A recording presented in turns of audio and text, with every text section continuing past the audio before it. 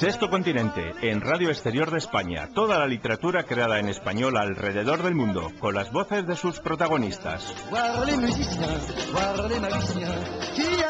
Sexto Continente, dirigido y presentado por Miguel Ángel de Rus.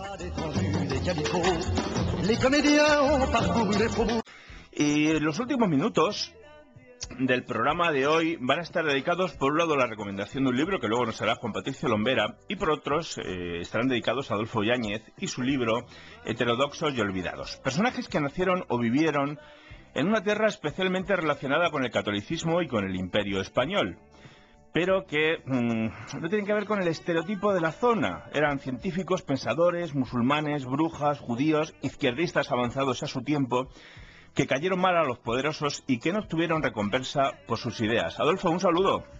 Sí, buenas tardes. Bueno, estábamos hablando de heterodoxos y olvidados. Hace un momento oíamos a Vánio Vargas Llosa hablar de cómo la literatura nos abre el mundo.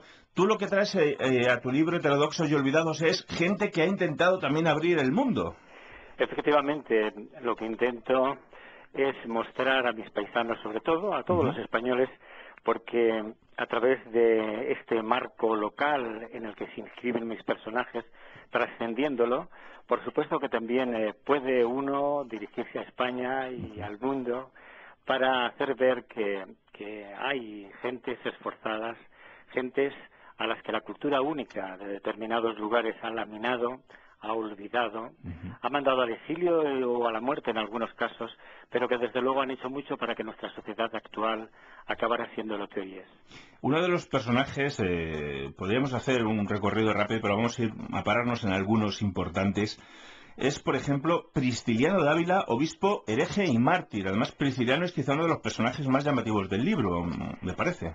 Sí, Prisciliano es el primer personaje cronológicamente del que me ocupo, del siglo IV, y efectivamente aquel hombre al que la cultura tradicional, a él y a su movimiento, el priscilianismo, persiguió durante siglos. Aquel hombre, yo creo que ya va siendo hora de que las gentes de Ávila lo reivindiquemos, lo añadamos al largo, al amplio, al rico elenco de patrimonio humano que esta tierra ha dado pues a España y al mundo.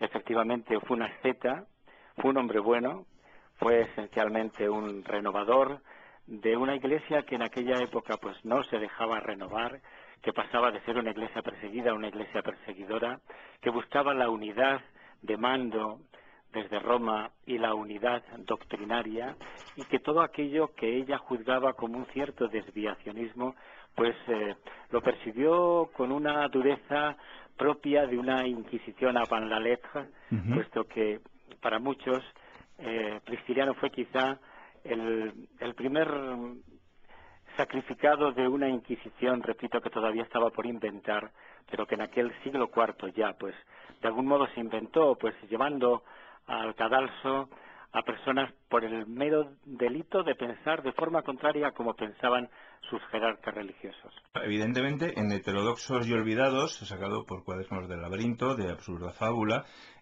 nos encontramos personajes que no son muy conocidos en algunos casos, pero sí que creo que, conociendo sus historias, deberían conocerse, porque es cierto que conocemos las aventuras de casi cualquier conquistador del oeste americano, pero resulta que nuestras propias historias es que las desconocemos en muchísimos casos.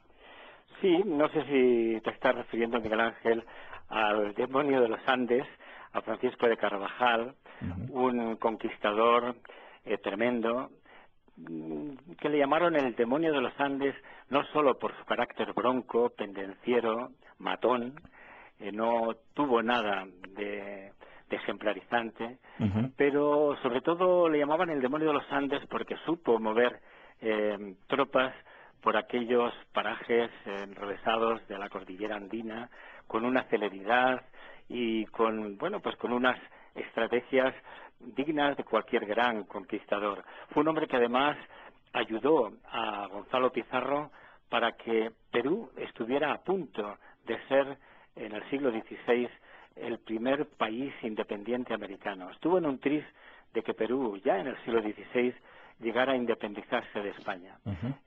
Luego otro abulense, por cierto, contra el que él luchó, ahí estuvo pues Núñez Vela, y luego fue un tercer abulense también, Pedro Lagasca, el que impidió que Gonzalo Pizarro y Francisco de Carvajal, el demonio de los Andes, separaran a Perú de la corona española.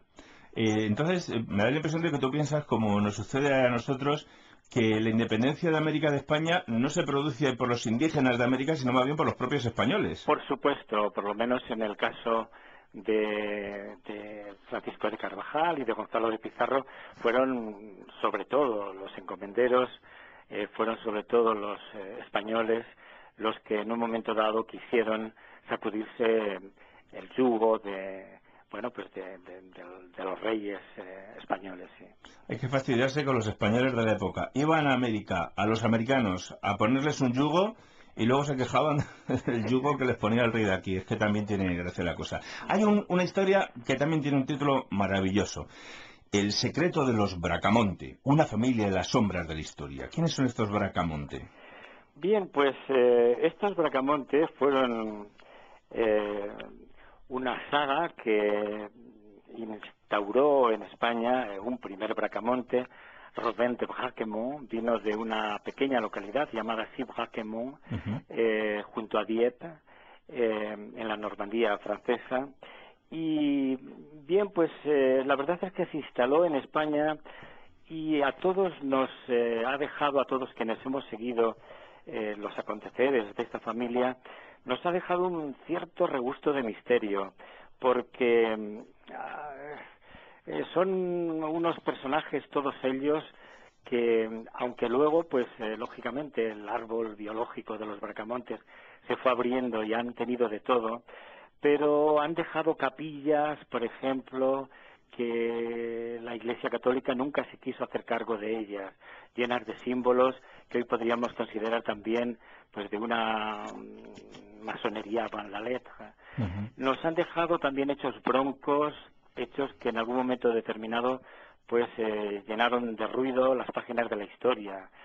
Nos han dejado demasiados misterios y demasiados hilos sueltos, repito, para no detenernos unas páginas en esta saga familiar que en Ávila, en el sur de la provincia de Valladolid y en Salamanca principalmente, pues tuvieron una gran importancia. Y una última pregunta quisiera hacerte sobre un personaje ya muy reciente que tuvo muchos enemigos, igual que cuando tuvo poder en la prensa, tuvo muchos lacayos, mucha gente que le reía las gracias, que es Emilio Romero, uno de los personajes más controvertidos del último siglo de Ávila.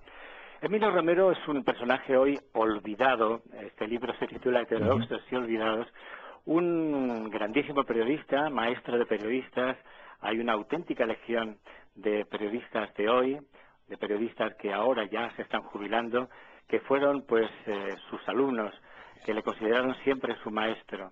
Un hombre que durante muchos años, durante los años del franquismo, de alguna manera personificó la ortodoxia de aquella época, personificó también una cierta idea de España que el franquismo durante décadas nos impuso a los españoles.